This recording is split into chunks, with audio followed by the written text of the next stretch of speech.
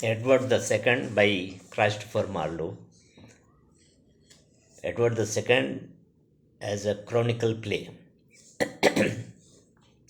During the reign of Queen Elizabeth, the people of England became conscious of their national unity. They took great interest in the past history of their country. This interest of the people was fulfilled to a considerable extent by the advent of the Chronicle plays. The theatre was the best means of acquainting the people with the history of their country. The Elizabethan playwrights catered to the taste of the people. A number of chronicle plays were written, but the early chronicle plays had loose structure, lack of a structural unity and design, and absence of relation of the incidents to the characters. Marlowe's Edward II is the first chronicle play which can claim some amount of unity in the structure of the plot. In Edward II, he went to the chronicles and borrowed his material from Holinshed. Besides, he borrowed his materials from different sources too.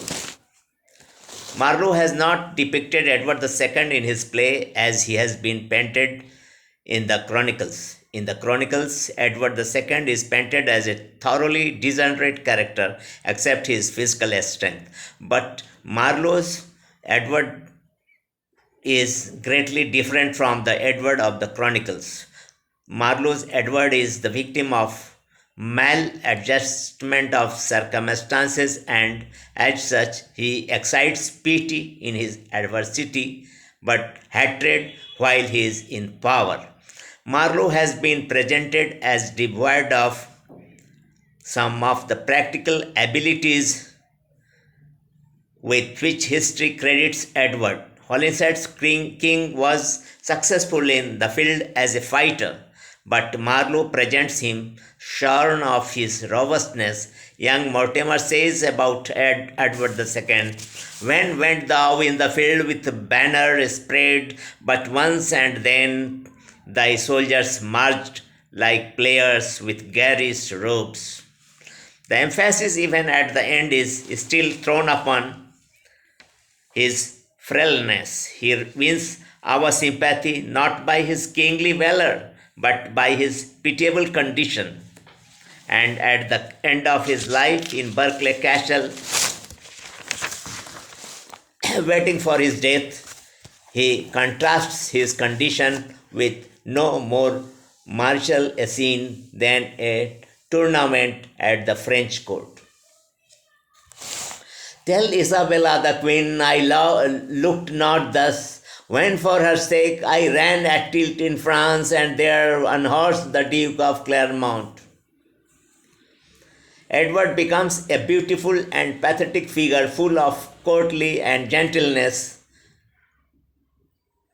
We forget his frivolity thus from records which are wearisome reading to all but a psychologist. Marlowe has created a poem full of inevitable pathos.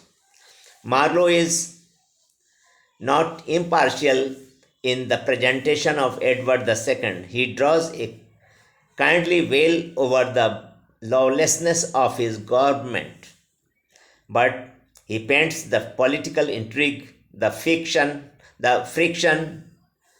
between monarch and the subject, the helplessness of the king to enforce his wishes accurately.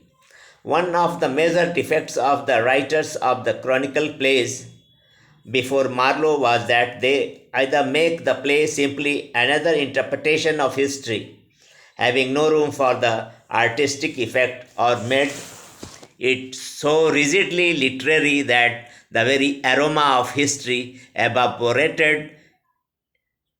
Even Shakespeare, in his Richard II, failed to harmonize historical accuracy with artistic perfection.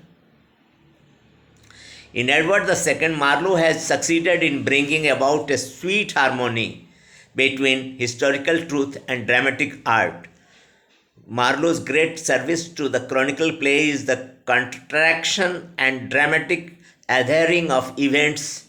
The historical materials of Edward extend over a range of more than 20 years, but he has covered in a few hours the entire reign of Edward II. To hasten the movement of the play, he constantly condenses by playing false with history. Marlowe, in his desire to unify his materials, attains his plot. For attaining this plot, Marlowe has accomplished such a vigorous compression that the dramatist sometimes appears like a man trying to tie up a parcel in the piece of paper too small for it.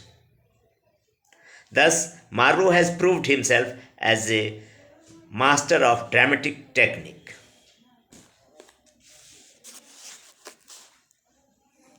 Please give your comments for further improvement in producing, in presenting matters regarding poems, criticism, dramas, etc.